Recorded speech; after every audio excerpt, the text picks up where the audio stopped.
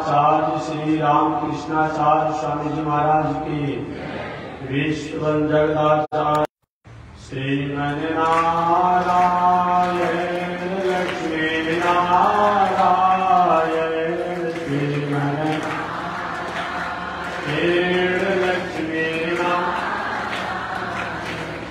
श्रीमन नारायण नारायण नारायण श्रीमन नारायण नारायण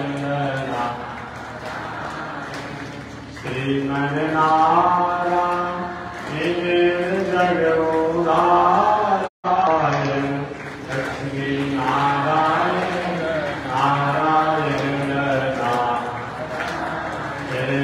श्रीमन नारायण नारायण नारायण श्रीमन नारायण नारायण बोलिए श्री लक्ष्मी नारायण भगवान की। अनंताचार्य कृपया वेदांत द्वयपारगम रामकृष्णांगि सद्भक्तम विश्वक्सेन मुनिं भजे। काषायं यज्ञसूत्रं शुचिवपुषि तथा चौद्रपुण्ड्रं च बाले यस्यास्ते दक्षहस्ते कलिकुमतिगिरीन्द्रेन्द्रवज्रं त्रिदण्डं संसाराग्रे प्रशान्त्यै मृतजलममलं दारुपात्रं पवित्रं श्रीविश्वक्सेन सूर्य पदकमलयुग श्रेयसे संश्रयामि। लक्ष्मीनाथसमारम्भा नाथयामुनिमध्यमाम् अस्मदाचार्यपर्यन्तां वन्दे गुरुपरम्पराम्। नारायणाय विद्महे वासुदेवाय धीमहि तन्नो विष्णु प्रचोदयात्। महालक्ष्म्यै च विद्महे विष्णुपत्न्यै च धीमहि तन्नो लक्ष्मी प्रचोदयात्। तन्नो लक्ष्मी प्रचोदयात्। परमाराध्य श्री लक्ष्मी नारायण भगवान नित्य वंदनीय पूज्य गुरुदेव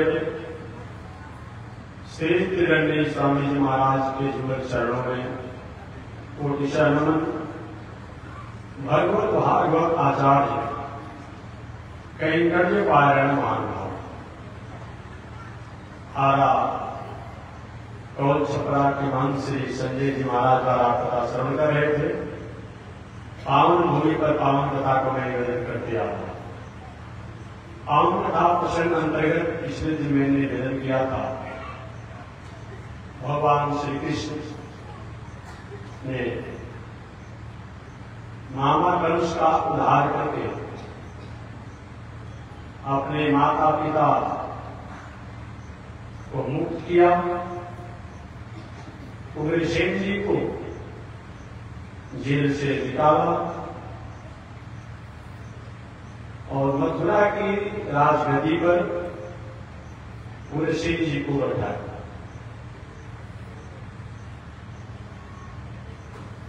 भगवान श्री कृष्ण के जो भी मित्र बाल गोपाल थे, ग्वाल बाल थे,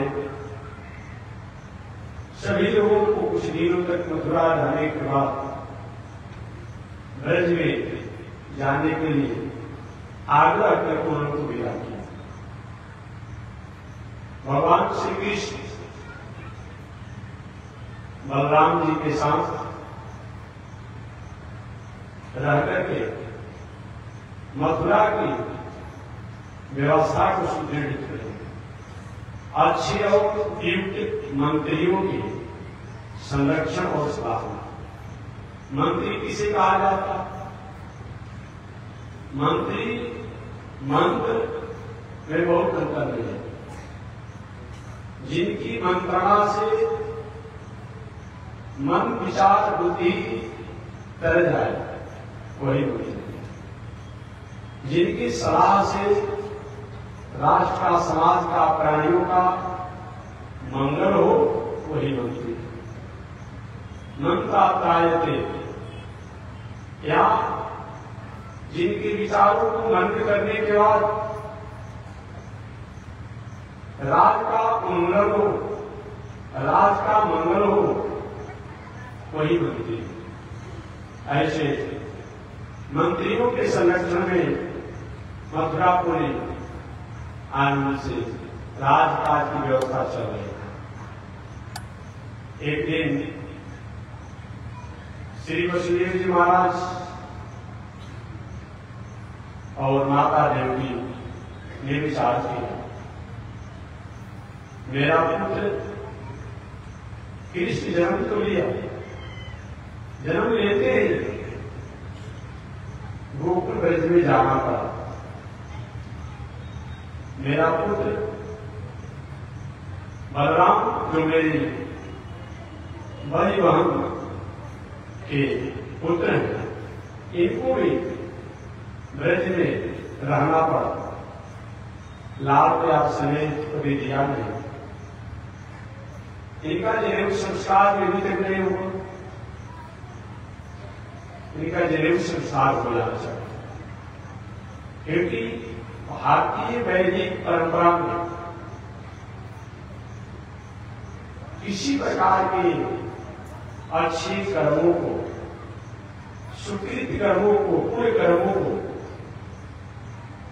करने और करने के बाद जो सुकृत प्राप्त होना चाहिए उसका अधिकारी तब होते हैं जब हम जनेऊ के अधिकारी होते हैं। जनेऊ का मतलब क्या होता है? जनेऊ संस्कार माने इसको वैदिक की भाषा में, पांडित्य की भाषा में यज्ञोपवीत संस्कार कहा जाता है। व्यवहारिक भाषा में जनेऊ संस्कार कहा जाता है। यज्ञोपवीत संस्कार का मतलब जिन संस्कार के होने के बाद, हो जाने के बाद हम जग माने सभी प्रकार के अच्छे सत्कर्मों को, कर्मों को, पुण्यों को करने के अधिकार हो जाता है, उसी को यज्ञोपवीत संस्कार कहा जाता है। व्यवहारिक रूप में जानिए, कोई व्यक्ति 12 वर्ष का हो, 14 वर्ष का हो, सिपाही के बहाली में, पुलिस की बहाली में कोई 18 वर्ष 16 वर्ष का होना चाहिए, तो उसकी योग्यता होती है ना। कहीं सबसे गलती बना करके अगर 16 या 18 कर देता है जांच होने को अनुकूलता नहीं हो रही, तो उम्र उसका अधिक हो चुका है, उम्र उसका अधिक हो जाता है, सर्विस करते करता कहीं जांच से पकड़ा जाता है तो बहुत प्रकार के कानूनी प्रक्रियाओं का सामना करना पड़ता है। तो जैको कोई संस्कार का मतलब जिन संस्कार को हो जाने के बाद हम पवित्र कर्मों के करने के उपयुक्त अधिकारी होते हैं, वही जगह कोई संस्कार है। शास्त्र में कहा गया है, अष्टवर्षम ब्राह्मण पुनेत, एकाग से राजन्य, द्वाद से वैश्य। बीच में खड़ा मत हो, बीच में खड़ा मत हो, पूजा बता के थोड़ा बता के अष्टवर्षम ब्राह्मण को लेकर 8 वर्ष तक, अष्टवर्षम 8 वर्ष तक ब्राह्मण के बालक का जनेऊ संस्कार हो जाना। एकादशी राजन्य 11 वर्ष तक क्षत्रिय के बालक का जनेऊ संस्कार हो जाना चाहिए। द्वादशी वैश्य 12 वर्ष तक वैश्य और जो भी जनेऊ के अधिकारी हैं, मर्यादा के अधिकारी हैं, सबका 12 वर्षों तक जनेऊ संस्कार हो जाना चाहिए। ये मनु जी का वाक्य है। अभी तो चल रहा है कलयुग। अलग अलग युगों में अलग अलग ऋषियों का, वाक्यों की, वचनों का बहुत अहम रखता भूमिका रखता मनुष्य ने कहा। परंतु कृते मनुस्मृति सत्युग में मनु जी ने जो स्मृतियां बनाया, मानवों के जीवन जीने के एक पैटर्न बनाया, एक सिलेबस बनाया, उस अनुसार काम चलते थे। त्रेता गौतम स्मृति, त्रेता युग में गौतम ऋषि, द्वापर एक संकलित, द्वापर युग में संत और लिखित ऋषि का, कलऊ पराशर स्मृति, और कलयुग में पराशर ऋषि ने जो दिन चर्चा करने को बताया गया है वही विशेष महत्व है। तो पराशर ऋषि ने कहा कि ठीक है, मनु जी के वाक्यों का हमें विरोध नहीं है, मनु जी के वाक्यों का विरोध नहीं है, परंतु कलयुग में जो भी समय मनु जी द्वारा बताया गया है उसके दुनिया समय तक जनेऊ संस्कार हो जाना। तो ब्राह्मण का 8 में 16 वर्ष तक ब्राह्मण के लड़का का जनेऊ संस्कार शास्त्रीय परिपाटी में कलयुग हो जाना चाहिए। वर्तमान कलयुग सभा 11 में 22 वर्ष तक क्षत्रिय के बालक का जनेऊ संस्कार वर्तमान कलयुग के अनुसार हो जाना चाहिए, राष्ट्र स्मृति के अनुसार। और 12 दूनी 24 वर्ष तक 22 और जो भी जनेऊ संस्कार के अधिकारी हैं उनका जनेऊ संस्कार हो जाना चाहिए। आप समझिए, 16 वर्ष तक ब्राह्मण के, 22 वर्ष क्षत्रिय के और 24 वर्ष तक और जो जनेऊ के अधिकारी हैं जनेऊ संस्कार हो जाना चाहिए। अभी जनेऊ निकाह तो लड़का इंजीनियरिंग पढ़ रहा है, डॉक्टरी पढ़ रहा है, विदेश पढ़ रहा है, प्रदेश पढ़ रहा है, 45 वर्ष पर जनेऊ संस्कार हो रहा है। ऐसे भी हाथ में करने के बूढ़ सुबह कुछ नहीं मानता है, जनेऊ का नियम पालन करेगा। अब 45 वर्ष पर जनेऊ संस्कार होना चाहिए। कितने लोग रानी को सिखा क्या और 1920 का अपने आप विकास हो जा रहा है। हम कहते हैं देखिए, आप पढ़ाइए जितना पढ़ाना, जितना पढ़ाना है पढ़ाइए। मैं पढ़ाने पर कोई आपत्ति नहीं हो, चाहे बालक को पढ़ाते हो, बालिका को पढ़ाते हो, पढ़ाने पर कोई आपत्ति नहीं, लेकिन समय से उनका जनेऊ संस्कार समय से विकास आदि हो जाना चाहिए। ऐसा अगर आप नहीं करते हैं या तो आप घर में हैं या तो आपको घर में डाला हुआ है आपका बेटा बेटी, कहीं कहीं अपना वही हिसाब किताब कर दिया होगा। आप जाने यहाँ न जाने, या जान को चुप लगाइए या अनजान चुप लगाइए। इसीलिए आप खूब पढ़ाइए, इंजीनियर बनाइए, डॉक्टर बनाइए, जो बनाया बनाना है बनाइए, पढ़ाइए, सीए पढ़ाइए, होटल मैनेजमेंट पढ़ाइए, अच्छी बात पढ़ना ही चाहिए। क्या होता है बिना उसके कुछ काम चलेगा नहीं, लेकिन समय से उनका जनेऊ संस्कार समय से वैवाहिक मर्यादा हो जाना चाहिए, ताकि उसके जीवन में भटकाव का कोई ऐसी स्थिति ना हो। बाकी निर्णय तो आप उनके हाथ में है, केवल एक संदेश और संकेत में तो मैंने कर दिया। रेगुलर करना चाह रहा था, यही जनेऊ संस्कार का समय बताया गया कल के लिए। 16 वर्षों तक ब्राह्मण का, 22 वर्षों तक क्षत्रिय का और 24 वर्षों तक और सभी का बताया गया। उस समय द्वापर युग था। भगवान श्री कृष्ण और बलराम जी का उम्र लगभग 11 वर्ष से कुछ अधिक हो चुका था। 11 वर्ष से कुछ अधिक हो चुका था। 12 वर्ष नहीं किया था, लेकिन 11 वर्ष से कुछ अधिक हो चुका था। ऐसा विचार कर श्री गर्गाचार्य के संरक्षण में, उनके देख रेख में भगवान श्री कृष्ण और बलराम जी का जगुगल संस्कार हुआ। जगुगल संस्कार है क्या, जनेऊ संस्कार है क्या? एक बार पहले प्रारंभ में मैंने निवेदन किया था कि जनेऊ संस्कार दूसरा कुछ नहीं है। वेद में 1 लाख मंत्र है। वेद के 1 लाख मंत्र है। उन 1 लाख मंत्रों में 4000 मंत्र जो है ज्ञान कांड है, ज्ञान का। बाकी 96,000 मंत्र जो है उसमें अनेक प्रकार कर्मकांड, हालांकि सबसे अधिक है, कहते हैं कर्मकांड प्रकोष्ठाई सबसे अधिक मंत्र है कर्मकांड का 80,000 मंत्र है। 1 लाख वेद के मंत्रों में 80,000 मंत्र जो है वो कर्मकांड का है। इसके बाद उपासना का मंत्र है, उसके बाद ज्ञान का मंत्र है, सबसे अधिक मंत्र है वो कर्मकांड का। कैसे वेद के 1 लाख मंत्रों में 4,000 मंत्र जो है वो ज्ञान के लिए, उन 4,000 मंत्रों को कम करने के बाद 96,000 होता है। अर्थात वेद में जो 96,000 मंत्र हैं और 96,000 मंत्रों का जो उपदेश है, आदेश है, उनको मैं अपने कंधे पर धारण करता हूँ। मैं सहज स्वीकार करता हूँ कि मैं निश्चित रूप में इन 96,000 वेद के मंत्रों का अनुपालन करूंगा, अनुसरण करूंगा, आचरण करूंगा, इस पर चलूंगा। इसी के सूचक जो है एक यज्ञोपवीत संस्कार किया जाता है। आप पूछ सकते हैं या विद्वानों के, महापुरुषों के मन में प्रश्न हो सकता है कि जब वेद के मंत्रों को संकल्प लेकर के अनुपालन करने की बात है तो सूता के जरिए पढ़ने की क्या आवश्यकता? जो कपास के सूता के बनाकर इस 96 चूड़ा के जरिए पढ़ने की क्या आवश्यकता है? इसीलिए आवश्यकता है, जैसे कभी आपने देखा होगा किसी मकान पर लिखा रहता है न्यायाधीश जी का आवास, और बताइए ईटा पत्थर सीमेंट बालू सब न्यायाधीश होता है? नहीं होता है, ये लिखा रहता है।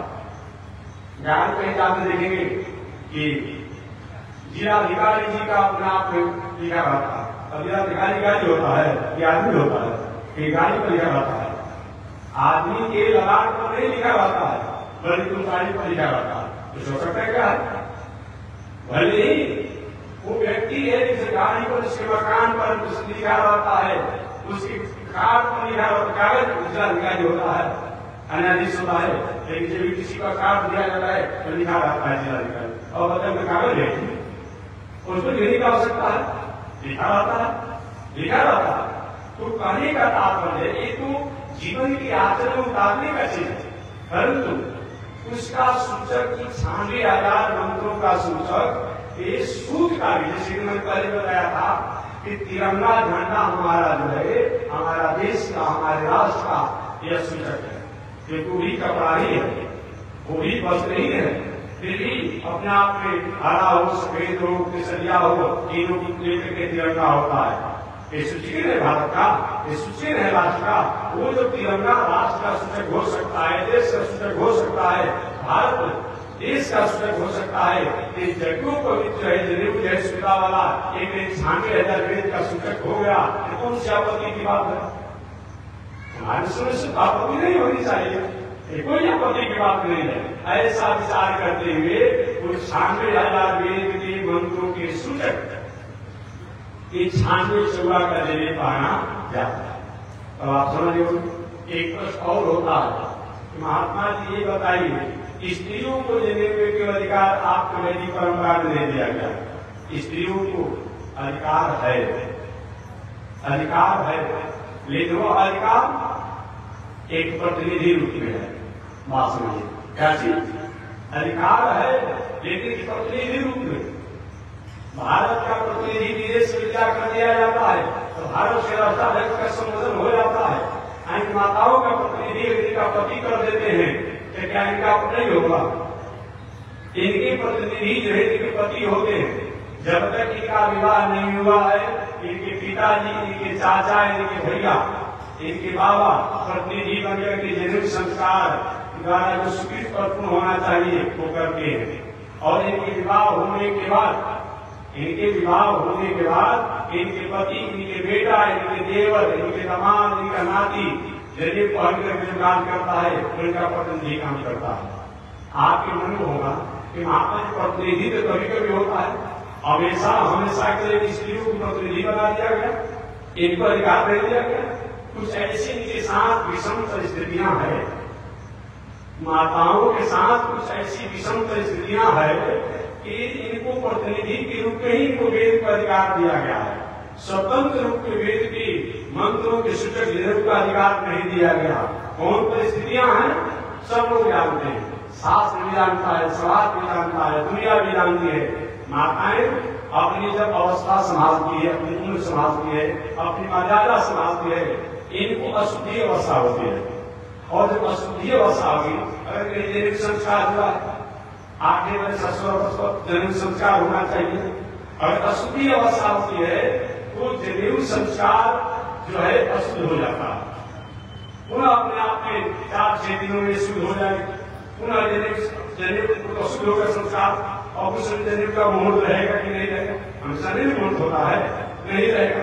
पुनः एक दिन जाएगी, पुनः अशुद्धि अवस्था होगी।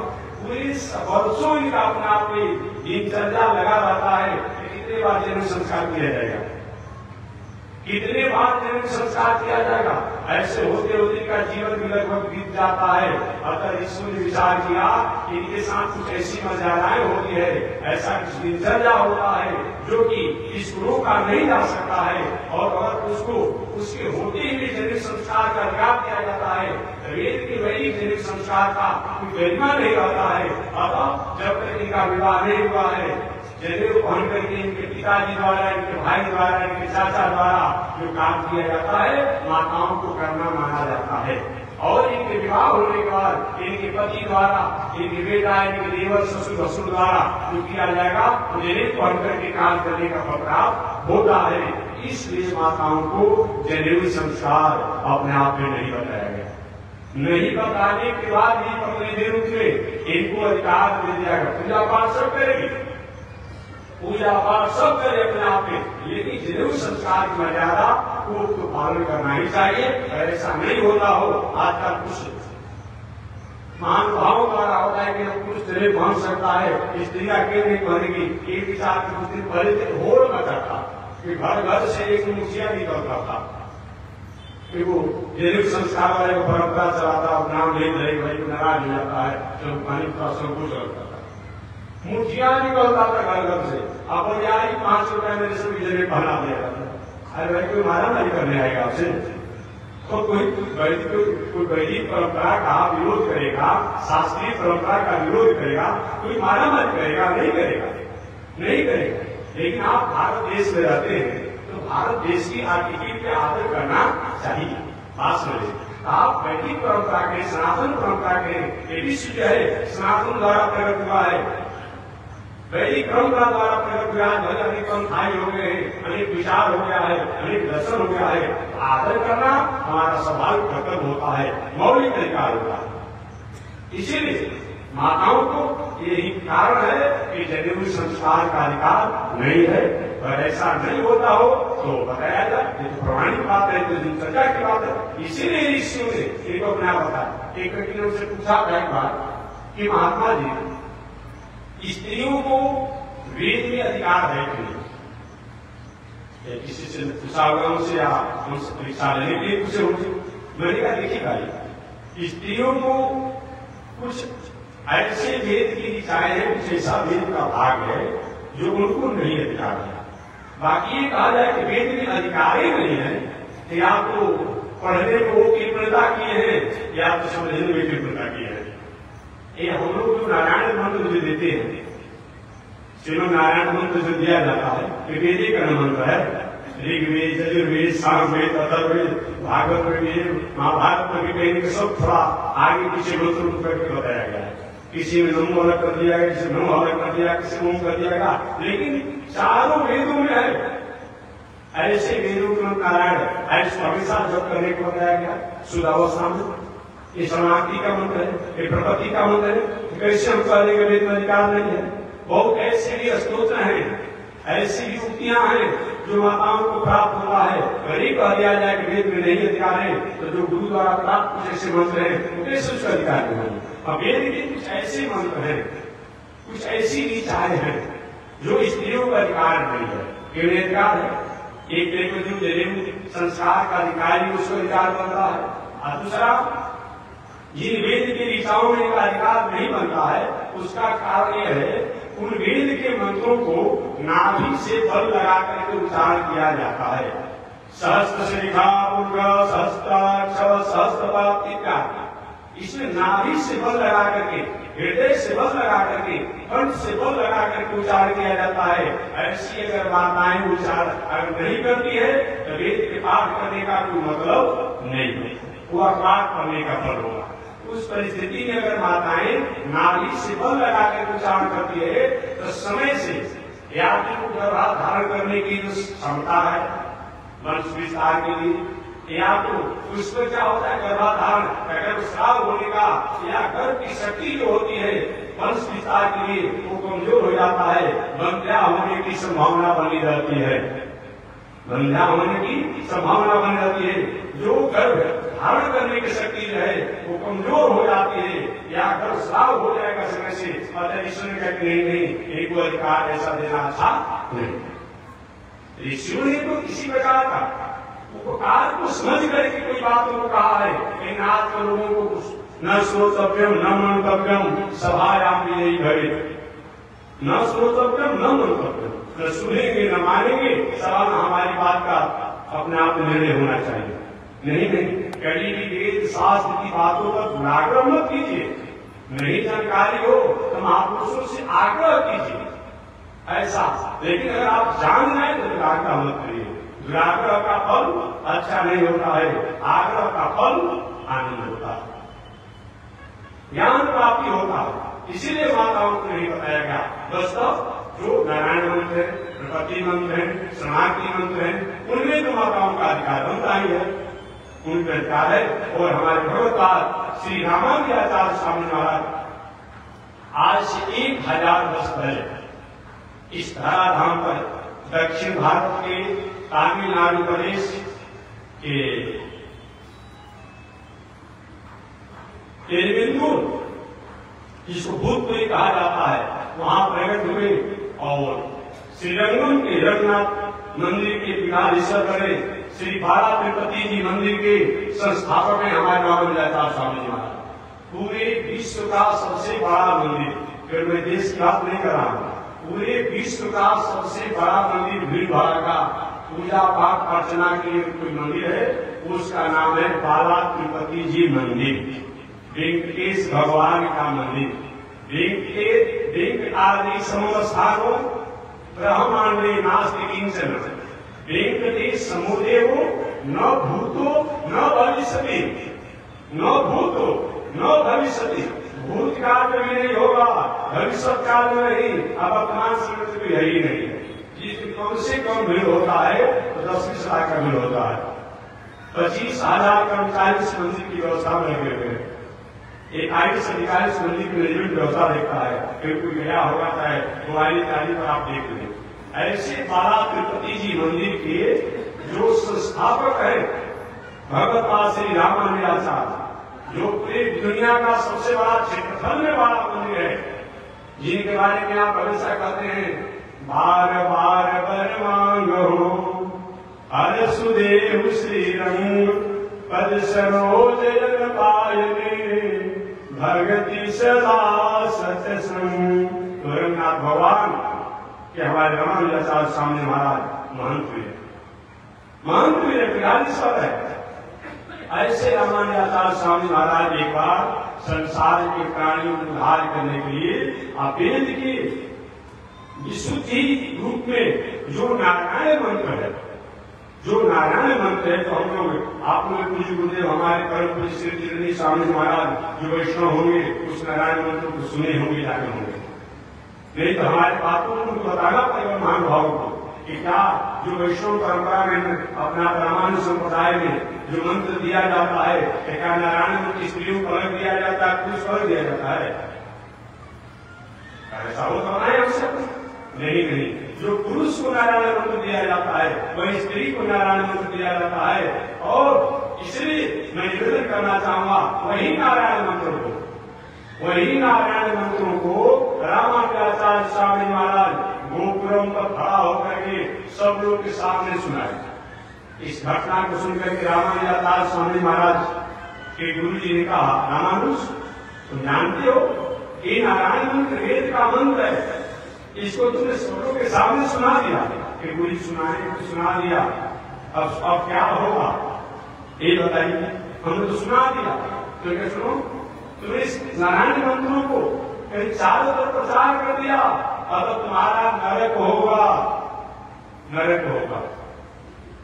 रामानुशान के प्रभु ये बताइए हमारा नरक होगा। लेकिन जो हमने जिनको नारायण मंत्र सुनाया उनका क्या होगा, कि उनका तो मोक्ष हो जाएगा। कि गुरु जी और हमको एक नरक जाने से कि हजारों हजारों लाखों अगर मनुष्य प्राणी अगर मोक्ष को प्राप्त कर लेंगे, ये नरक जो है हमारे लिए सहज सरकार है।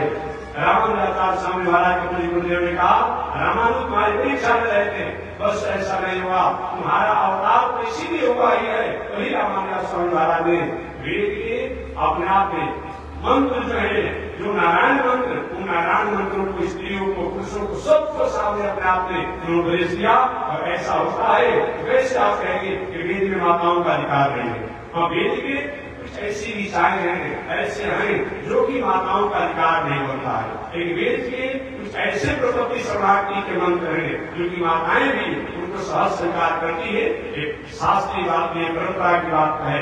लेकिन अब कहा जाए कि जब ठीक है, हम जगशाला में जाकर के हम वैदिक मंत्र को गुण करके सहज से नाम धर्म करके आहुति करें, ये शायद माताओं की अपनी दुराग्रह हो जाएगी।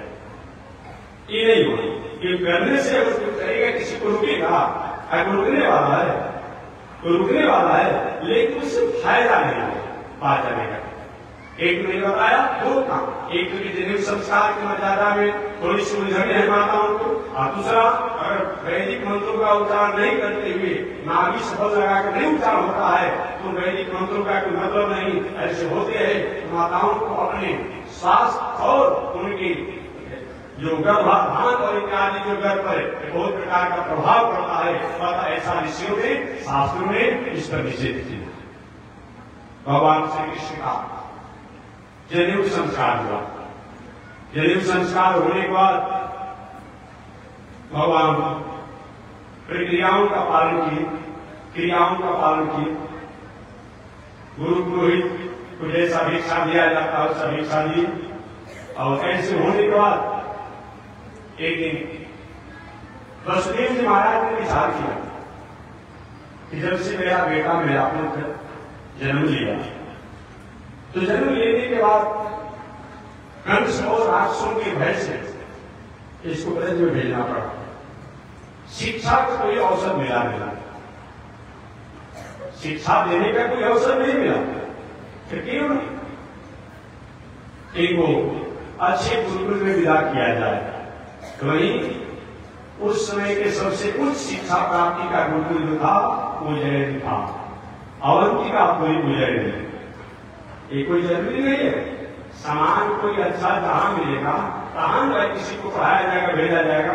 आज वो बड़े बड़े भावुक होते हैं, अपने पुत्र को अपने पुत्रियों को गांव में यहाँ अभिला करते थे, राजस्थान गुजरात में तमिलनाडु में महाराष्ट्र में यहाँ करते पढ़ने के लिए, शिक्षा के लिए। उसमें भी बात थी, देखा जाता है कहाँ सबसे शिक्षा की व्यवस्था है। उस समय के जमाने में सबसे अच्छा शिक्षा की व्यवस्था जो थी वो उज्जैन में था, अवंतिकापुरी में था। वही उज्जैन अवंतिकापुरी में संजीवनी मुनि के यहाँ विदा किया गया भगवान श्री कृष्ण और बलराम जी को पढ़ने के लिए विदा किया गया। और दोनों भाई पढ़ने के लिए द्वापर जी में त्रेता जी में त्रेता में अच्छा गुरुकुल की कोई व्यवस्था थी, बक्सर था। बक्सर में आकर के राम जी लक्ष्मण जी ने शिक्षा को प्राप्त किया। इसीलिए शिक्षा का संस्थान बक्सर भी था, शिक्षा का स्थान अवंतिकापुरी भी था, शिक्षा का स्थान एक समय काल में काशी भी था। लेकिन उस समय का शिक्षा के लिए अवंतिकापुरी और त्रेता युग में शिक्षा के प्रधान स्थानों में बक्सर का स्थान आता था, जहाँ राम जी ने शिक्षा को प्राप्त किया। राम जी अयोध्या के लिए भगवान हो सकते हैं, अयोध्या के राजा हो सकते हैं, लेकिन बक्सर के तो चेला हो सकते हैं नहीं। हम कहते हैं, हम नहीं कहते हैं, सब अपने आप में जैसी आज्ञा देते हैं विश्वामित्र बाबा, वैसे राम जी उसका पालन करते हैं। कैसे पालन करते हैं? एक बात और मैं कहूं, देखिए भविष्य जो है, ये भविष्य दो चीज है। कोई स्थान होता है भगवान का स्थान होता है, तो गुरु का स्थान नहीं होता है, और कोई गुरु का स्थान होता है तो भगवान का स्थान नहीं होता है। अब देखिए यहाँ पर अयोध्या में राम जी आए, ठीक बात है, लेकिन भगवान का एक गुरु स्थान कोई है, वो है भविष्य। अयोध्या भगवान का स्थान है, लेकिन भविष्य जो है भगवान के गुरु स्थान है, और भगवान का जन्म स्थान भी है, देवताओं की भी जन्म भूमि भी है। इतना बड़ा महत्व है, इतना बड़ा महत्व है। मैं निवेदन करना चाह रहा था कि श्री वसुदेव जी महाराज विश्व के सबसे अच्छे गुरुकुल जो अवंतिकापुरी उज्जैन था, वही संदीपनी मुनि का अपने पुत्र बलराम और श्री कृष्ण को भेजे। दोनों को अरे पढ़ना क्या है जी, एक मर्यादा को पालन करने के लिए सब काम किए, मर्यादा को पालन करने के लिए। अल्पकाल से विद्या पाई, कहीं कहीं आई भी आया है, अरे पाना क्या है, आया तो वहां जाता है, हालांकि लिखा है मनुस्मृति के आई कहीं आए उसे कोई। हमारा एक देशज भाषा जो होता है, तो देशज भाषा में बहुत बड़ा शब्दों को नहीं कह सकते, कोई कमेंट आप नहीं कर सकते। आई कहा गया कि आई कहा कि से कोई बहुत बड़ा अंतर नहीं रखता है, और आप बढ़िया से कर दीजिए, और अच्छी प्रकार से कर दीजिए। तो अल्पकाल सब विद्या आई कहिए, अल्पकाल सब विद्या आई कहिए, उसे कोई बहुत बड़ा आपत्ति नहीं होने वाला। वो भी होगा और तो ठीक है, और अपने आप में अगर आई कहते तभी ठीक है, आई कहते तभी ठीक है, उसे कोई बिगड़ने वाला नहीं। अब इन्हें कुछ महान भाव को थोड़ा सा कहीं अपने पंडित का प्रदर्शन करने लगते हैं, कभी कभी पूरी किताबी को संशोधन करना शुरू कर देता है। अरे भाई ऐसा मत कीजिए, आपको संशोधन क्या करना, आप अलग से चालीसा बना दीजिए, एक रामायण बना दीजिए, सुंदरकांड बना दीजिए, अच्छी बात है। बहुत से रामायण बने, काकुसुमी रामायण, योगस रामायण, जो वशिष्ठ रामायण, अध्यात्म रामायण, उसी और रामायण बना दीजिए, कादम्बरी रामायण बहुत प्रकार बना दीजिए। लेकिन पहले की आज ऋषियों द्वारा जो भी रचना किया गया है, उस रचना पर आपको बहुत कुछ करने का हक नहीं बनता, हक नहीं बनता है। हमको अगर न समझ में आए और हम किताबें बदल दें, अब शब्द बदल दें, एक मतलब थोड़ा हो रहा है, ऐसा नहीं होता है। हमको नहीं समझ में आता है, बात अलग है, लेकिन हमको समझ में नहीं आए हम किताबें बदल देंगे, ये कोई बड़ा मतलब होता है, ऐसा नहीं चलेगा। इसीलिए मैं ये कहना चाहता हूँ कि हमारे भगवान श्री कृष्ण और बलराम जी अल्प समय में सभी विद्याओं को पाए, अर्थात जानकारी हो गया।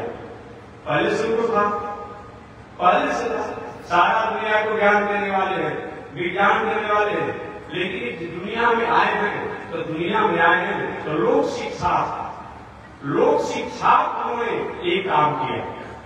लोग को शिक्षा देने के लिए हम परमात्मा होकर के, हम ईश्वर होकर के, हम भगवान होकर के भी इस दुनिया में आए तो गुरुकुल में गए, गुरु जी द्वारा शिक्षा को ग्रहण किया। आप भी कितना भी विद्वान हो जाइए, गुरु के प्रति आदर होना चाहिए, शिक्षा को स्वीकार करना चाहिए, संस्कार को स्वीकार करना चाहिए। इस प्रकार भगवान श्री कृष्ण और बलराम जी ने मुझे अवंतिकापुरी में संदीपनी मुनि के यहाँ जाकर के पूरी की पूरी शिक्षा और ज्ञान को प्राप्त किया। गुरुकुल में ही उनको एक मित्र से मैत्री हुई, उनका नाम है श्री सुदामा जी। गुरुकुल में मैत्री हुआ, सुदामा जी भगवान श्री कृष्ण के मित्र बने। दोनों भगवान श्री कृष्ण और सुदामा दोनों ने अपनी दिनचर्या को अपूर्ण स्वीकार किया। अपूर्ण कथा प्रसंग बात नहीं सुदामा जी के बारे में, यहाँ तो संक्षिप्त में है। अपूर्व मैत्री को संभाला। प्रसंग बस आगे आएगा, किसी कहते महाराज जी सुदामा जी गरीब ब्राह्मण, दरिद्र। देखिए दरिद्र होना दोष है, गरीब होना दोष नहीं है। गरीबी का उन्मूलन होता है, दरिद्रता का उन्मूलन नहीं होता। दरिद्र किसे कहा जाता है? असंतुष्टो दरिद्र। दरिद्र किसे कहा जाता है? असंतुष्टो दरिद्र। जो साधन संसाधन सुविधाओं से संपन्न होने के बाद भी जिसका दिल, दिमाग, बुद्धि, मन, विचार, आहार, व्यवहार लंपट हो, चंचल हो, वो क्या है? दुष्चरित हो, भटकाव वाला हो, वो क्या है? दरिद्र है। गरीब लोग हैं, खाने का ठिकाना नहीं है लेकिन उसी में संतोष नहीं, पहनने का बहुत कपड़ा नहीं है, जितना है उसी में आनंद है, करते हुक्म नहीं आप मेरा नाम हो रहा है, प्रभु आपकी कृपा से सब काम हो रहा है। हमेशा संतोष में रहना, जहाँ संतोष है वही शांति है, वही परमात्मा है। सुदामा जी गरीब थे, दरिद्र नहीं थे। दरिद्र व्यक्ति साधन संबंध होता है, ये कभी भी अनिति अन्याय अधर्म को त्याग नहीं करता है। गरीब में रहने वाला व्यक्ति समय की प्रतीक्षा करता है, काल की प्रतीक्षा करता है, ये कभी भी आचरण से मर्यादा से भटकता नहीं है। सुदामा जी गरीब थे, दरिद्र नहीं थे। और आपने महात्मा जी लिखा तो हुआ भागवत में, सुदामा जी ने कहा वो चीज कहाँ मैं दरिद्र, मैं कहा कहाँ मैं दरिद्र, कहाँ आप राजा। तो वहां अपने को नीचा अनुसंधान किया गया है, नीचा अनुसंधान के हैं सुदामा जी ने, न कि अपने आप गरीब है। जैसे कि मानस में तुलसीदास ने कहा मौसम कवन कुटिल फल कामी, मौसम कवन कुटिल फल कामी, तीन दिन अपने बताया। क्या तुलसीदास से कोई दूसरा कोई कुटिल नहीं था, कोई फल नहीं था, कोई काम नहीं था। ये अपने में नीचा अनुसंधान किया जाता है, अपने में ये नीचा अनुसंधान किया गया। श्लोकों में सुदामा जी को दरिद्र शब्दों से संबोधित अपने आप किए हैं, इसका मतलब नहीं होता है। वहां पर अर्थ करना पड़ेगा कि अपने आप में साधनों का अभाव था लेकिन संयमता की उपलब्धियां थी, संयमता की धर्मार्थ थे। साधन का अभाव था लेकिन संयम के धनी थे। जो साधन के अभाव और संयम के जो धनी होता है, संरक्षण का जो धनी होता है, संस्कार का जो धनी होता है, वही व्यक्ति संसार का सबसे श्रेष्ठ होता है। साधन हमारे घर द्वार दला मकान कपड़ा गाड़ी घोड़ा न हो, ये साधन का भाव सकता है, लेकिन संयम, संरक्षण, संस्कार, मर्यादा का जो धनी आदमी होता है वो निश्चित रूप से एक लेकिन अपनी संयमता के कारण, अपनी समझता के कारण, अपनी संस्कार के कारण, अपनी सदाचार के कारण वो ऊंचाई को प्राप्त करता है। यही सुदामा जी थे। ऐसे सुदामा जी से भगवान श्री कृष्ण का मैत्री हुआ। इसे चर्चा आगे आएगी, अभी इतना ही प्रसंग से लिखा हुआ है। मैत्री को अपने गुरुकुल में रह करके लोग दिनचर्या को पार करते, अल्प समय में विद्या को प्राप्त करके और गुरु द्वारा आज्ञा लेकर के अपने मथुरापुरी के लिए लौट मिले। भगवान श्री कृष्ण के गुरु जी आज्ञा हो अब जाने के लिए, इसके बदला में गुरु दक्षिणा एक मैंने शिक्षा प्राप्त किया। संदीपनी मुनि ने कहा कृष्ण तुम्हारे और बलराम जैसे मेरे शिष्य जहां जिसको मैंने शिक्षा प्राप्त कराया, जो सारा ज्ञान सारा शास्त्र आपके द्वारा प्रकट है, लेकिन आप लोग शिक्षा मेरे शिष्य बन करके मेरे गुरुकुल में आकर मेरे आश्रम पर आकर के आपने शिक्षा को प्राप्त किया, इससे बड़ा और मेरा गुरु दक्षिणा क्या हो सकता है। नहीं गुरु जी कुछ मांगना पड़ेगा, हमने आपका शिक्षा प्राप्त किया है। तो संदीपनी मुनि ने कहा कि देखो हमसे मत करो, जाओ अपने गुरु माता से पूछ लो क्या वो कहती है। भगवान श्री कृष्ण के गुरु माता जी के पास, माता जी अब आप लोग की आशीर्वाद से कृपा से हमने विद्या को प्राप्त कर लिया, मैं कुछ दक्षिणा देना चाहता हूं। संदीपनी मुनि की पत्नी जानती थी गुरु माता कि ये कुछ समान नहीं सकता, परमात्मा ईश्वर है, कि मेरे आप शिक्षा प्राप्त करने के लिए आए। इसीलिए गरिमा को जान करके, महिमा को जान करके संदीपनी मुनि की पत्नी ने कहा गोविंद कृष्ण प्रणाम, मैंने आपकी महिमा को जाना है। मेरा एक पुत्र था, अब अल्प अवस्था में, बाल्यावस्था में समुद्र में स्नान करने गया था, वही डूब गया, मृत्यु को प्राप्त हो गया। मैं चाहती हूं कि आप को दक्षिणा में देना चाहते हैं, कि मेरे पुत्र को ला करके दे दीजिए। बढ़िया सच की बात, मेरे पुत्र को ला करके दे दीजिए। भगवान श्री कृष्ण ने कहा ऐसी आ गया। और वही भगवान श्री कृष्ण ने समुद्र में प्रवेश किए और प्रवेश करके वहां पर 5 जन नाम का एक शंखचूड़ नाम का जो राक्षस रहता था, वही क्या किया था, इनके पुत्र को पकड़ करके बंदी बना करके रखा था, बंदी बना करके रखा था समुद्र में।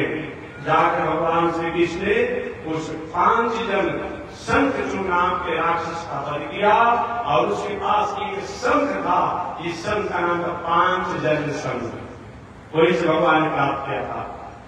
5 जन राक्षस को मार कर 5 जन शंख को प्राप्त किया और जब लोग से अपने गुरुदेव के पुत्र को ला करके गुरु माता को सौंप दिया।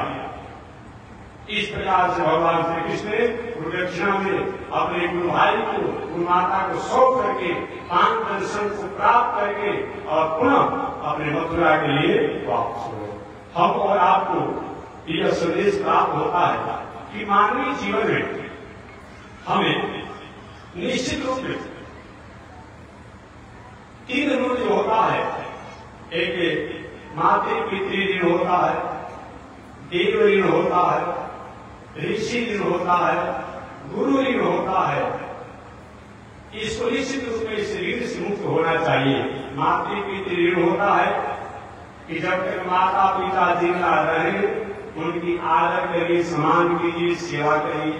मरने के बाद उनके तर्पण श्राद्ध भंडारा भोज करिए और समय हो संभव हो तो हर साल इस पृथ्वी पक्ष पर उनके लिए कुछ न कुछ अपना तर्पण दान श्राद्ध इत्यादि करते हैं। ये बताया जीव तो वाक्य करना छया ये भोले भोजन गया पिंडदान तेरे पुत्र से पुत्रता, ये नियम बताया गया। माता पिता के ऋण से ऋण होने के लिए देवता का ऋण है। इन देवताओं ने हमें हवा दिया है, सूर्य का ताप दिया है, चंद्रमा की चांदनी दिया है, पृथ्वी का आधार दिया, आकाश का अवकाश दिया है। इन देवताओं के लिए भी कभी कभी अगर संभव हो गांव को जिला को जवाब को जैसे विजय हो रहा है, पूरा जिला जवाब पूरा झारखंड प्रदेश मिलकर के अपने आप में प्यार उलट कर रहा है, तो कभी कभी आप क्या करिए स्वाहा स्वाहा स्वाहा स्वाहा, ये भी कहना चाहिए। ये देव ऋण से ऋण होने का उपाय बताया गया है। और तीसरा ऋण जो होता है ऋषियों का ऋण है। ऋषियों के ऋण हमारे पे हमने शिक्षा को प्राप्त किया है, संस्कार को प्राप्त किया है। ऋषि लोग ग्रंथ नहीं लिखे होते ताकि कैसे जानते कि माता पिता का क्या महत्व होता है, क्या गरिमा होता है, क्या संस्कार होता है। इन पशुओं ने उन ऋषियों के संस्कार ग्रंथों को नहीं पढ़ा, वो समझते हैं जिस माता द्वारा जन्म लेता है पशु, चाहे कुत्ता हो, बिलार हो, पशु हो, पंछी हो, उसी माता से भोग बिगड़ता है। केवल ऐसा करता है, उन ऋषि का ऋण नहीं समझ पाया, ऋषियों के संस्कार को नहीं समझ पाया है, शिक्षा को नहीं समझ पाया है। अगर ये ऋषियों ने हमें ग्रंथों के माध्यम से संस्कार दिया है, उनके प्रति हमारा आभार व्यक्त होना चाहिए। तो स्वयं से पूजा पाठ तीर्थ व्रत स्वाध्याय होना चाहिए, दान पुण्य होना चाहिए, ऋण होना चाहिए। ऐसे विचार के ऋणों से निश्चित रूप में हमें कल्याण को प्राप्त होना चाहिए। आगे बताया गया आदरणीय लोगों के प्रति, गुरुजनों के प्रति अगर हमारे में आदर की भावना होती है तो बताया गया है 4 चीज हमारा विकास होता है। अभिवादनशीलस्य नित्यं वृद्धोपसेविनः चत्वारि तस्य वर्धन्ते आयुर्विद्यादशो बलम्। यह श्लोक बहुत प्रसिद्ध है, आप सब लोग जानते होंगे। आदरणीय लोगों के प्रति, गुरुजनों के प्रति अगर हमारे लिए आदर की भावना होती है तो मांगना नहीं पड़ता है। अभिवादनशीलस्य नित्यं वृद्धोपसेविनः बताया गया है कि ऐसे आदरणीय लोगों के प्रति आदर सेवा की भावना होती है तो चत्वारि तस्य वर्धन्ते, उस व्यक्ति को 4 चीज का विकास होता है। आयु अर्थात आयु मंगलमय दीर्घायु होता है। विद्या, विद्या जो होती है वो ज्ञान को प्राप्त कराने वाली होती है, जस की प्राप्ति करने वाला होता है और आत्मबल शरीर पर और आत्मज्ञान के लिए आनंदित होता है। इस तरह से विचार करते हुए आदरणीय के प्रति आदर होना। भगवान श्री कृष्ण और बलराम जी गुरुदेव और गुरुमाता से विदा होकर के मथुरा में आए। मथुरा में आए, आनंद से मथुरा में रह रहे। देवकी माता रात दिन यही सोचती रहती है, क्या खिलाएं क्या पिलाएं, कैसे प्रसन्न रखें। कि बचपन से तो साथ में रह गए थे माता देवकी, जन्म लिए यशोदा के यहाँ चले गए थे। इनके स्वभाव को, नेचर को, सिग्नेचर को बहुत कुछ समझ नहीं पाए थे और आए थे भी ब्रज से कुछ ही समय बाद गुरुकुल में चले गए पढ़ने के लिए। ये विचार कर हमेशा ध्यान रखिए देवकी माता वसुदेव जी से कहते महाराज देखिए कोई मेरा बेटा को कोई इस प्रकार की तकलीफ नहीं होनी चाहिए, जो भी इच्छा हो ये अपने आप सबको अपने आप में ये आप पूरा करते रहिए। समय प्रकार बलराम जी भगवान श्री कृष्ण अपनी माता देवकी और वसुदेव जी के संरक्षण में मातृ पितृवात्सल भावना से आनंदित है। एक दिन माता देवकी ने विचार किया, मेरा पुत्र के वात्सल भावना को प्राप्त कराने का मौका मिला है, एक सुंदर पकवान बनाया। राबड़ी, मालपुआ, कचौड़ी, अनेक प्रकार के व्यंजन। देखिए भगवान को व्यंजन की क्या आवश्यकता है, सारा व्यंजन तो उन्हीं द्वारा बना हुआ, लेकिन हम नाम लेते हैं। संत महात्मा हम लोग ही है, पहाड़ी है भले ठीक है, लेकिन कोई अपना पहाड़ मालपुआ लेकर आता है तो खाएंगे भी। कहीं मंदिर में जाएंगे अपने आप कहीं होता है तो खाते ही, आना ही चाहिए। उनके लिए आकांक्षाएं नहीं है कि आप भी नहीं खाएंगे तो मालपुआ नहीं खाएंगे तो कोई नहीं खाएंगे, आकांक्षा नहीं है। लेकिन कहीं अगर कोई प्रसाद एक समझ करके ठीक है पहाड़ बना कर दे। एक भोजन जो है अपने लिए किया जाता है वो अपने आप को समझ। भगवान का प्रसाद भोग लगा करके अगर पाया जाता है तो तुम ही निवेदित भोजन कर रामचंद्र मानस का आपने कहा, तो भगवान को अर्पण करके हुए वो तो प्रसाद हो जाता है। अभी लोग अनाथ में जाते हैं ना, प्रधानी भले प्राप्त हो कि वहां जाने के बाद भगवान का प्रसाद पाना ही पड़ता है, नहीं पाने पर वहां की शास्त्रीय परंपरा के अनुसार दोष बताया गया है। याद रखिएगा, यहाँ हम लोग इतरिया भजा करते रहते हैं, वहां सब एक साथ जाकर बैठ करके सब लोग साथ लोग आते हैं प्रसाद में। आपने दक्षिण भारत में चले जाते हैं, हमारे आचार्य लोग जो होते हैं भगवान का जो भोग लगाते हैं, जो मंगलानुशासित जो ये प्रदेश है तो वहां से प्रसाद आता है, उसको हम लोग लेते ही हैं, लेना ही चाहिए।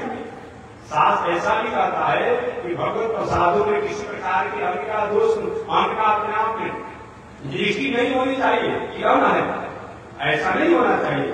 जैसे गुरु जो है साम मान से तो यही होते हैं, समान मनुष्य जैसा होते हैं, वो आदरणीय होते हैं कि उसी प्रकार से माताएं भी स्त्री ही होती है, पिता पुरुष ही होते हैं, लेकिन माता साक्षात लक्ष्मी है, पिता साक्षात भगवान स्वरूप है और आचार्य भी साक्षात भगवत स्वरूप है।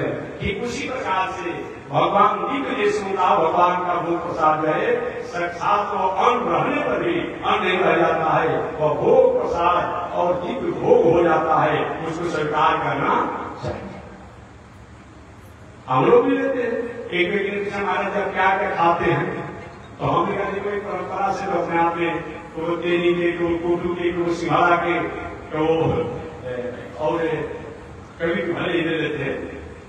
तो जब वृंदावन होता है, भागड़ हो, सवा हो, ये सब फलाहार ही है, अपने आप में ले लेते हैं। लेकिन कभी कभी कोई फलाहार है भैया, कहीं पूरी बना के लाएगा, पूरी बना के लाएगा, रसगुल्ले लाएगा, खीर लाएगा, उसको थोड़ा सा ले लेते हैं। क्या दिक्कत है, इससे हमारी सरकार कमजोर हो जाएगी? नहीं नहीं नहीं नहीं, साधना तो आचरण से होती है, कर्म से होता है, संस्कार से होता है, सदाचार से होता है, ये जानिए अपने आप में। तो साधना का जो लक्षण है वो होना चाहिए, बाकी अपने आप में हम किसी प्रति नहीं लेकर कहीं भगवान का भोग ला करके बाहर कहीं अपने आप खीरे आ जाएगा, मालपुआ आ जाएगा, गुलाब जामुन आ जाएगा, तो उसको ले लिया जाए, ले लेते होंगे और हम ले लेते हैं, इसमें कोई आपत्ति की बात नहीं होनी चाहिए। भगवान श्री कृष्ण और बलराम जी तो क्या भोग कोई पवाएगा? सारा दुनिया में तो भोजन हम कराते हैं, उनको कोई भोजन कराएगा? यदि हमारी माता देवकी की भावना ऐसी एक सुंदर पकवान बनाए, सुंदर पकवान, मालपुआ, पुआ, पूरी, कचौड़ी, अनेक प्रकार के व्यंजन, कितने व्यंजन के नाम लूं से व्यंजन बना करके व्यंजन के भोग के थाल भगवान श्री कृष्ण के भवन में रख दिया। रखने के बाद का बेटा बड़ी प्रेम से अपने हाथ उसमें भोग बनाए हो, इसको खाओ। जिन्हें भोग को देखे, देखने के बाद माता के सामने ही अचानक भगवान श्री कृष्ण सिसक सिसक करके रोने लगे, नेत्रों से अश्रुधारा बहने लगे, ओठ फड़कने लगे रोते समय, नेत्रों से अश्रुधारा बहने लगी, कपूर गाल में रोते रोते फूल गए, नेत्र लाल हो गए, हृदय अपने आप में रोमांचित हो गया रोते रोते। इस घटना को अरे बेटा क्यों रो रहे हो, कहीं कारण तो बताओ, क्या कोई तबीयत खराब है, किसी ने अपमान कर दिया, क्यों, क्या बात है, क्यों रो रहे हो? माता देवी पूछती ही रह गई। भगवान श्री कृष्ण अपने रोने का कारण नहीं बताए, रोने का कारण नहीं बताए। अंत माता देवी चली गई वसुदेव जी के पास। देखिए जी, एक बचपन में तो रहा ब्रज में, गोकुल में आया, कुछ दिन रहा, पुनः गोकुल में चला गया, लौट करके आया। मैंने अपने हाथों से सुंदर पकवान बनाई, पकवान बना करके इसको खिलाना चाहिए, और जब इसके सामने भोजन के थाल को मैंने रखा, भोग के थाल को रखा, ये मुझे देखते ही भोजन के थालों को देखते रोने लगा। अरे क्यों रो रहा है, कौन सी तकलीफ है, क्या बात है, कोई याद आ रहा है? जाके पता करिए ना, हम तो सोच नहीं पा रहे क्यों ऐसा हो रहा है। श्री वसुदेव जी महाराज के बेटा कृष्ण क्यों रो रहे हैं, क्या कोई मथुरा में तकलीफ है, आपको याद आ रहा है, किसी चीज की इच्छा है, किसी ने अपमान कर दिया है, क्यों आप रो रहे हैं? भगवान श्री कृष्ण का पिताजी एक मथुरा को कंचन की पुरी है, स्वर्णमयी है मथुरा, यहाँ किसी प्रकार की कोई कमी नहीं है, कमी होने की कोई संभावना ही नहीं है। लेकिन हम रो नहीं रहे हैं, हमें कोई याद कर रहा है, और जब याद कर रहा है तो उसी की याद में रो। अच्छा, कौन आपको याद कर रहा है, किसकी याद में आप रो रहे हैं? भगवान ने कहा, उन ब्रजवासियों, उन ब्रज बलिताओं, गोपियों, यशोदा माता, नंद बाबा, उन लोग से मैंने कह करके आया था मैं परसों आऊं, आज बरसों बीत गए, मैं उनके पास नहीं गया, इसीलिए मैं रो रहा हूं। कम से कम जाकर के मेरा संदेश उन लोग यहां दे दिया जाए कि हे गोपियों, हे ब्रजवासियों, हे नंद बाबा, हे यशोदा, मैं आप लोग भूला नहीं हूं, मैं आप लोग भूला नहीं हूं, मैं भले ही नहीं आ पा रहा हूं ब्रज में, लेकिन मैं आपको भूला नहीं हूं। यही वही तो हमको याद कर रहे हैं, तो हमारा भी उनका चिंतन वहां चला गया, अपने उनके लिए रो रहा। अच्छा, क्या किया जाए? किसी द्वारा संदेशा भेजा जाए, किसके द्वारा? एक और किसी के बात को तो गोपियां नहीं मानेगी, एक हो सकता है कि उद्धव जी जाए तो उद्धव जी के बातों पर वो विश्वास करेगी। वही उद्धव जी महाराज को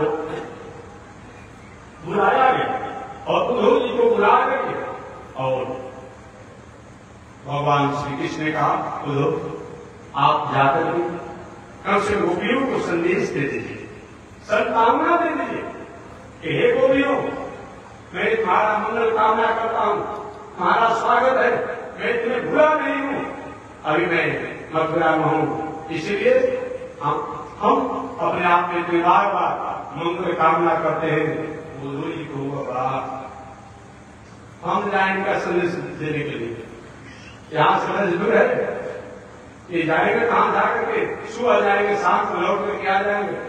उद्धव जी कहे, गोविंद, हे कृष्ण, तुम्हारा दूत, तुम्हारा संदेश अर्पण करके, तुम्हारा संवाद लेकर मैं जाऊं, हम कहा उपनिषद वेदांत ये उद्धव प्रवक्ता, कहीं हम अपने आप में और हमारी बातों को वो भी हमारा समझ पाएगी। जब मैं वेदांत उपनिषद के वाक्यों का जब व्याख्या करूंगा, चर्चा जब करूंगा, वो ब्रज वनिताएं जंगल में रहने वाली अपने आप में मेरी भाषा को समझ पाएगी। भगवान ने कहा देखिए उद्धव जी, ये तो भाषा आपकी समझेगी कि नहीं समझेगी वो तो वहां जाने के बाद पता चलेगा। मैं कह रहा हूं आप जाइए, मेरा संदेश आज दीजिए कि मैं गोपियों आपको भुला रही हूं, आप भले मैं मथुरा में हूं लेकिन मैं आपको याद करता हूं, अतः आप निश्चित रूप में अपने को आनंद से अपने स्वरूप में रहिए। उद्धव जी ज्ञानी तो है लेकिन शिष्ट ज्ञानी, अहंकारी ज्ञानी नहीं है। भगवान ने जब आज्ञा दिया तो आज्ञा ठीक है गोविंद, जब आप कह रहे हैं तो मैं जा रहा हूं। भगवान ने कैसे जाने से नहीं होगा, धीरे लीजिए और मेरा पीताम्बर जो है आप बोल लीजिए, अन्यथा अगर मेरे पीताम्बर नहीं बोलेंगे तो शायद आपके जाने के बाद ही वो व्रत की गोपियां, वो बाल, वो यशोदा मैया, कोई आपसे वार्तालाप नहीं करेगा। वही भगवान की आज्ञा पर भगवान ने अपना पीताम्बर दे दिया। वही पीताम्बर को ओढ़ करके और रथ पर आरूढ़ होकर के उद्धव जी महाराज ब्रज की यात्रा करते हैं उन भगवान श्री कृष्ण के संदेश को सुनाने के लिए। तब उद्धव जी को मथुरा से ब्रज की यात्रा करने देते हैं। तब देखते हैं कि उद्धव जी ब्रज में पहुंच करके गोपियों को कैसे संदेश दे रहे हैं और किस तरह सांत्वना दे रहे हैं। शेष अगले दिन आज इसी के सांत्वना दिया।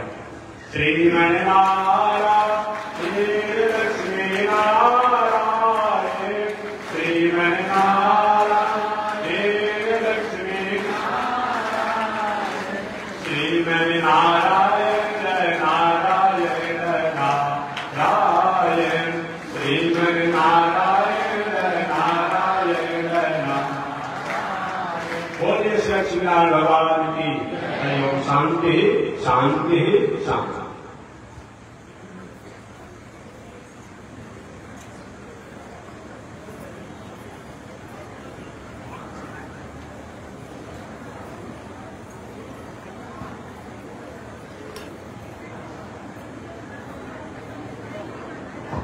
ओम चंद्रमावसोजात चक्षो स्मृजो अजायत, श्रोत्राद्वाय सुदान समुखा जगदजायत, श्रीशते लक्ष्मीशवन्यावरात्रे आश्चर्य सत्राणि रूपोऽस्मिन् व्याप्तम् ईश्वरीकाला मोमयी काल सर्वलोकमयी काल।